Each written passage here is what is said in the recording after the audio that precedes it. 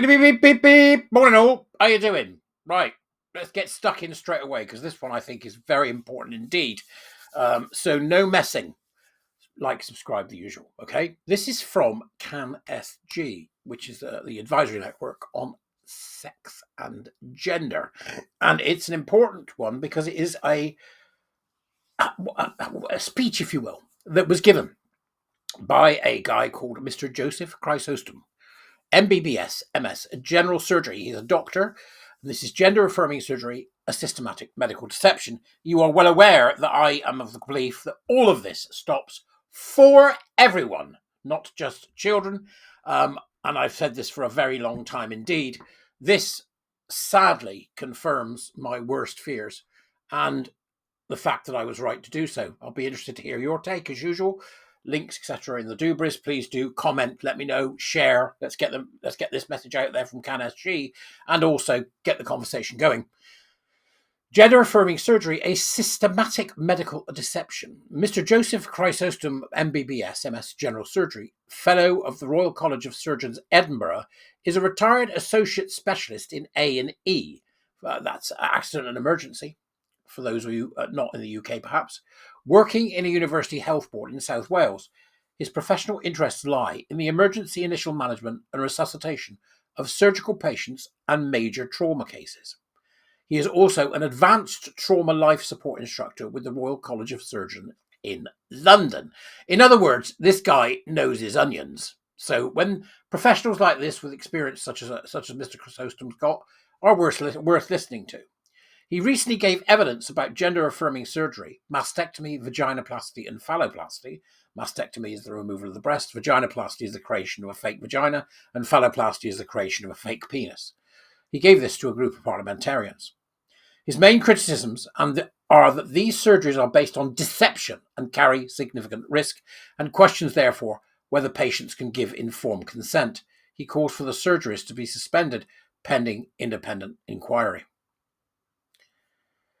The speech begins. My lords, baronesses, members of parliament and honoured guests, thank you for the opportunity to speak with you today. I address you as a medical professional who has watched with growing concern the rise of so-called gender-affirming care in the UK.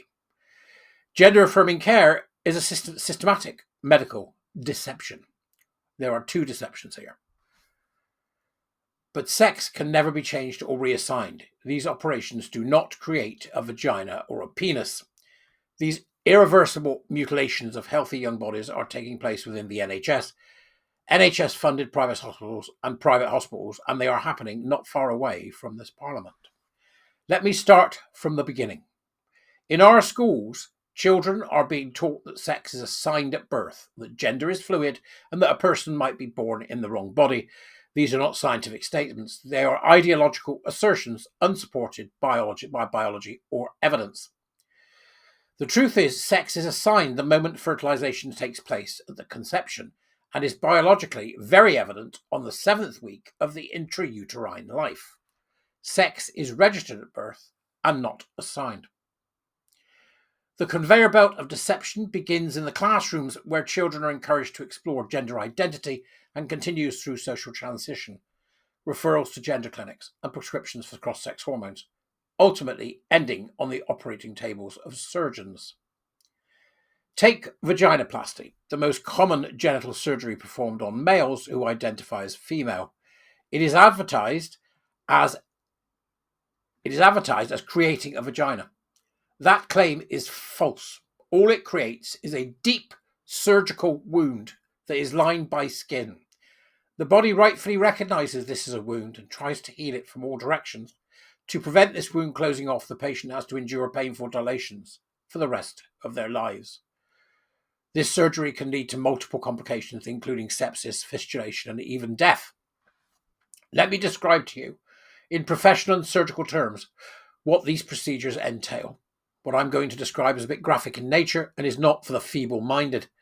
But if listening about these procedures makes one uncomfortable, think about the plight of young adults and adolescents of our country who are being deceived to go under these mutilating surgeries in the name of changing sex. This is far from being a vagina. Unlike a natural vagina, it cannot menstruate, it cannot bear children, it does not self-lubricate or cleanse itself.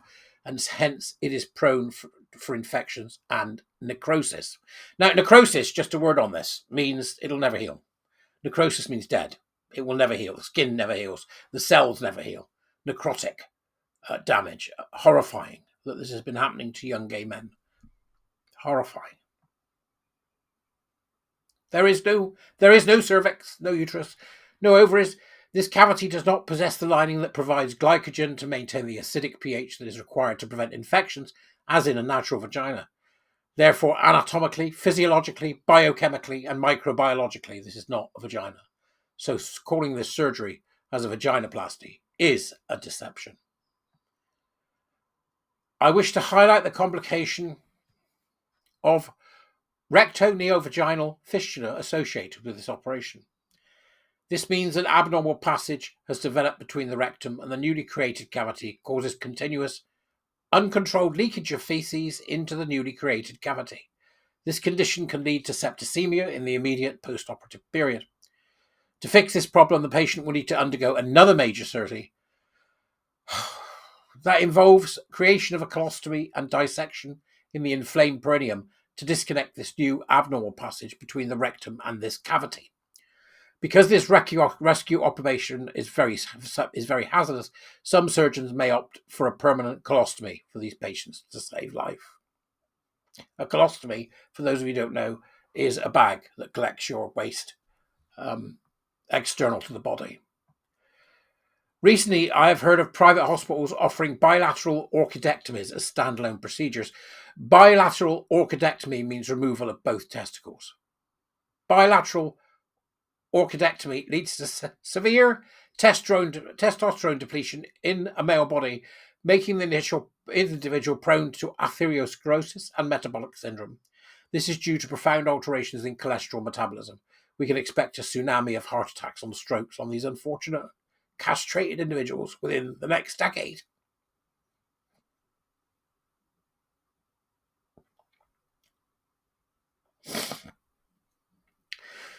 Let us now consider phalloplasty.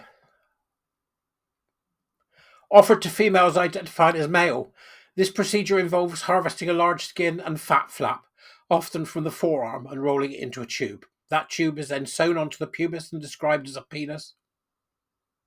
Unlike a biological penis that has no erectile tissue, no glands, no capacity for ejaculation or reproduction, it is impossible for these surgeons to create a prostate or seminal vesicle that are part of the male reproductive anatomy. The end result is a mound of skin and fat, not a functioning penis. The patient is told they are now a male again. A deception. The third procedure is bilateral mastectomy. Thousands of healthy young women are now undergoing double mastectomies with no disease present. Their breasts are removed, discarded, and often not even sent for histological examination. The procedure results in the permanent loss of the ability to breastfeed, an essential biological function. The World Health Organization strongly recommends breastfeeding for all infants due to its critical health benefits. Furthermore, the surgery leaves prominent and often disfiguring scars across the chest. This procedure certainly does not make the chest a male chest. And the question we must ask is this: how did we get here? How did the UK come to perform medically unnecessary amputations of healthy organs on healthy young people based on nothing more than self-declared identity? To get answers, I have written to the professional bodies such as the Royal College of Surgeons, Royal College of Anaesthetists, Royal College of Physicians, Royal College of General Practitioners, and the General Medical Council. None of the professional bodies endorse these operations, nor do they deny that these are deceptions. I have now written to the Parliamentary and Health Service Ombudsman as advised by the General Medical Council more than a month ago, and I'm yet to receive a formal reply to my concerns. I raised my concerns with the Prime Minister's office, which referred the matter to the Department for Health and Social Care, the DHSC. The DHSC in turn directed me to NHS England. However, when I contacted NHS England as they advised, they referred me back to the DHSC. This circular response from the two bodies responsible for overseeing these procedures failed to address my concerns. Notably, neither organisation denied that deception is involved in these operations. It is still unclear to me who is responsible for these unscientific, unethical, deceptive surgeries. that are being practiced in this country, both within and outside the NHS. Surgeons say they are following patients' choice, but patients are being misled into thinking that they can be transformed from male to female or female to male through a scalpel and hormones. This is biologically impossible due to the fact that it is impossible to change the genetic makeup of more than 30 trillion human cells. And many young, physically fit men and women who undergo these surgeries become lifelong medical patients due to many complications. Many regret undergoing these surgeries, but unfortunately they are irreversible damage. Every working day in Britain, young people are undergoing irreversible genital surgery. Breasts, penises, testicles, all removed and destroyed in the name of affirmation. It is time to call this as what it is, a medical scandal. And Parliament must act now. When the government pays for irreversible surgery performed on the basis of false claims that a wound is a vagina or that a skin flap is a penis, this is not healthcare. It is publicly funded deception, and it raises the question whether the state is complicit in medical fraud. My lords, baronesses and members of Parliament, you were appointed or elected to safeguard the public interest. This is a national safeguarding emergency. You must act. To suspend these surgeries immediately pending independent inquiry. Investigate whether true informed consent is occurring. I believe these are misinformed consents. And legislating against these deceptive operations is the only way to stop this medical scandal. Thank you. That's powerful stuff, isn't it? Now, write your MP and ask the question. Write your MP. Include this. The links are downstairs. Write your MP. Anyway, I'll leave it at that. I'll see you later. Bye-bye.